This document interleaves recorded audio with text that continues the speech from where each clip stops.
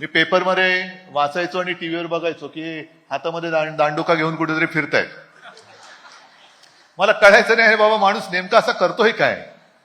आता कळलं त्या दांडुक्याचा उपयोग काय करताय तुम्ही. असे आशीर्वाद लाभल्यानंतर मग संकटाची चिंता कशाला करायची. म्हणजे आता कोणत्या शब्दात बोलायचं. मी पुन्हा येईन नाही, पण मी नेहमी येईन पुण्यात.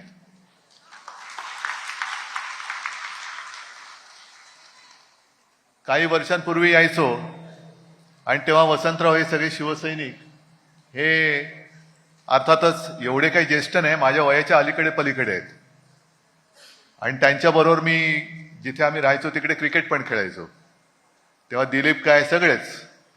आणि ती तेव्हा बांधलेली संघटना नंतर काय झालं, थोडंसं युती आणि याच्यामध्ये जागा वाटपामध्ये जरा इकडे तिकडे व्हायला लागलं आणि थोडंसं काम किंवा माझं येणं कमी झालं. ठीक आहे, ते नंतर मी संघटनेच्या याच्यात बोलेन. पण आज खरं म्हणजे मला तुमचं कौतुक करायचंय, वसंतरावांचं. कारण शिवसेनेत येण्यापूर्वी मी पेपरमध्ये वाचायचो आणि टीव्हीवर बघायचो की हातामध्ये दांडुका घेऊन कुठेतरी फिरतायत. मला कळायचं नाही, बाबा माणूस नेमका असा करतोय काय. आता कळलं त्या दांडुक्याचा उपयोग काय करताय तुम्ही.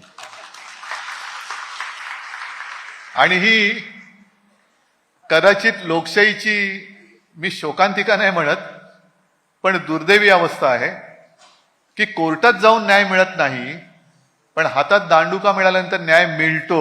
हे तुम्ही आज सिद्ध करून दाखवले. आता isakal.com आहे देशातील नंबर 1 ची मराठी न्यूज वेबसाईट. प्रत्येक अपडेटसाठी isakal.com ला नक्की भेट द्या.